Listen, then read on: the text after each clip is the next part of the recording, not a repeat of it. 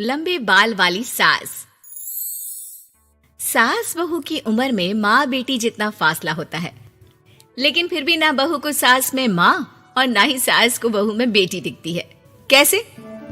ओहो, ये बाल भी ना संभाले नहीं संभलते, इतने लंबे और काले। देखने वाले तो कहते हैं कि बहू सास और सास बहू लगती है। कौन है ये लोग माँ जी? मुझे तो नहीं दिखते जो सास को बहू समझ रहे हैं। अरे चल छोड़ ना, जा चाय लेकर आ जा और किचन में मेहंदी भिगा देना। और हाँ, दोपहर को पार्लर वाली आ रही है मेरे हेयर स्पा के लिए, तो जरा गर्म पानी तैयार करके भाप की तैयारी भी कर देना। बहू खुद के बाल देखती है जो सूखे, बेजान और बेतरीके से बंधे होते हैं। बहू किचन की तरफ जाती है।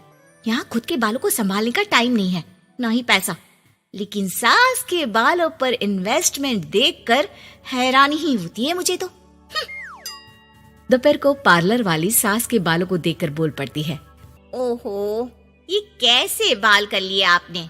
2 हफ्ते से मुझे बुलाया नहीं ना, तभी। अरे वो बहू के कारण। मेरे कारण? मैंने कब मना किया था आपको किसी चीज के लिए? अब तू ही मायके चली गई थी ना, अब मैं घर का खाना बनाऊं या फिर बालों की केयर करूं? तू जाकर पानी लेकर आ।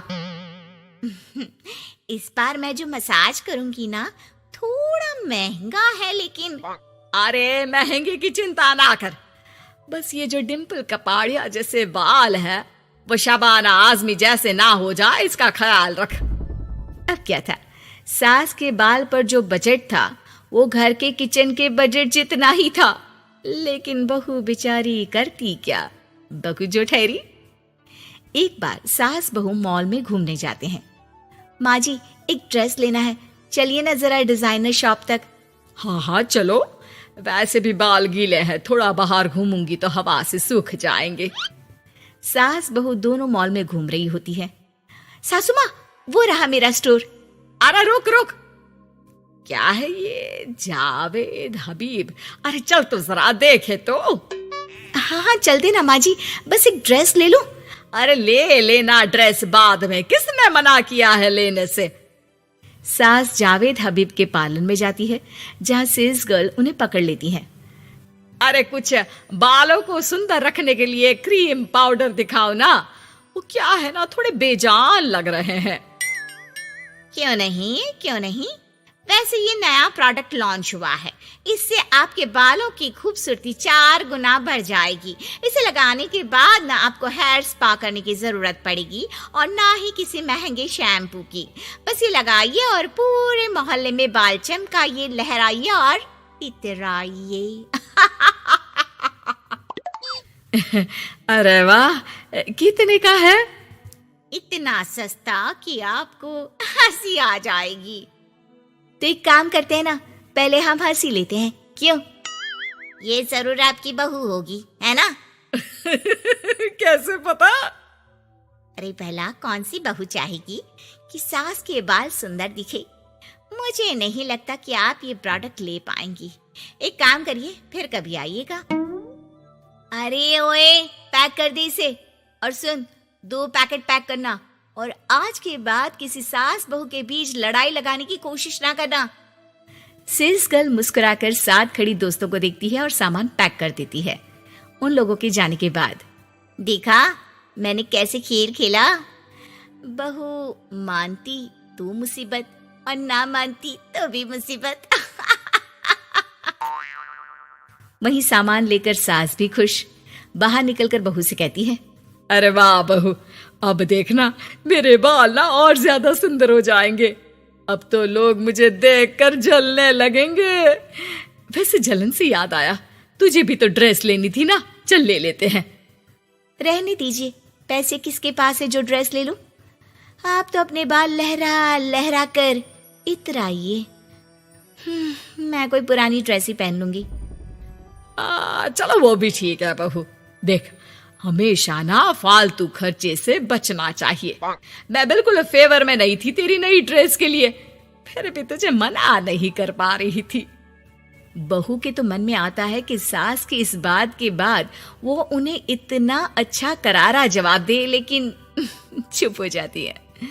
सास का बालों को लहराना और इतराना यूं ही चल रहा था। एक दिन, माँ जी, न जाने क्यों चक्कर आ रहा है, लगता नहीं कि मैं काम कर पाऊंगी।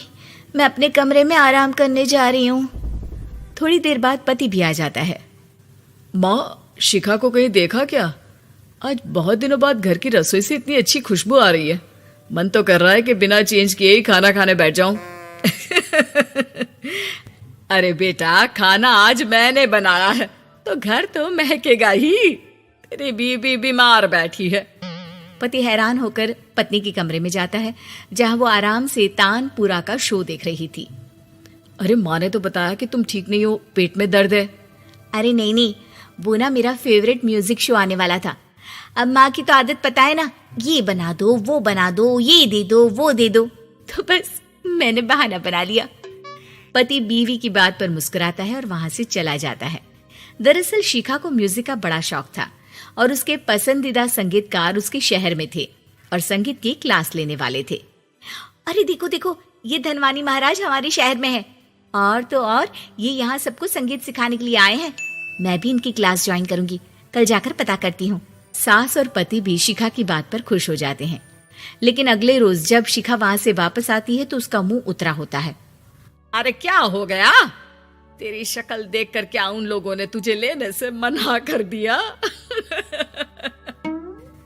पहली बार बहू सास के ताने का कोई जवाब नहीं देती और चुपचाप जाकर कमरे में बैठ जाती है, जहां पति कहता है, अरे क्या हो गया मेरी अनारकली, क्यों मुंह लटका रखा है? अरे कुछ नहीं, बस ऐसे ही। सास कमरे के बाहर जाकर खड़ी हो जाती है। अरे मुझे तो बताओ, क्या हो गया? शिखा रोने लगती है और रोते रोते बताती है कि वो लोग 1 लाख रुपए में कोर्स करा रहे, मैं इतने पैसे कहाँ से लाऊं? पति भी चुप हो जाता है, क्योंकि वो जानता है कि इतने पैसे का तो वो भी इंतजाम नहीं कर पाएगा। देखिए ना, कैसे अपनी कला को बेच रहे हैं, लेकिन गलत भी क्या है, नामी गिरामी है।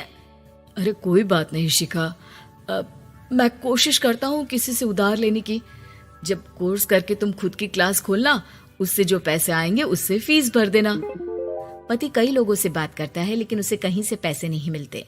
शाम को मुंह लटकाकर पति घर आता है। मैंने काफी कोशिश की, लेकिन कहीं इंतजाम नहीं हुआ। अरे कोई बात नहीं, मैं भी ना क्या करूंगी म्यूजिक सीखकर। वैसे भी कल आखिरी दिन है पैसे जमा करने के लिए। अब इतनी जल्दी कहाँ से आने वाला है पैसा? लेकिन अगले दिन, बहू ये ले पैसे, जा जाकर अपना नाम लिखवा दे संगीत की क्लास के लिए। बहू इतना सारा पैसा देखकर दंग रह जाती है। अरे माँ जी, आप कहाँ गई थी अभी, और ये इतने सारे पैसे कहाँ से आए? सास मुस्कुराकर पीछे मुड़ती है और बहू को अपने सर के बाल दिखाती है, जो अब छोटे छोटे होते हैं। मैंने ना अपने बाल उस विदेशी कंपनी को बेच दिए, जो बाल के बदले में पैसे देती है। अब मेरे बाल थे ही इतने सुंदर के 1 लाख मिल गए, वरना तेरे बालों का तो कोई 500 भी ना दे। बहू को सास की बात से रोना आ जाता है। वो सास के गले लग जाती है। लेकिन कोई मुझे करोड़ों भी दे ना, तो भी मैं इतनी अच्छी सास ना दूं।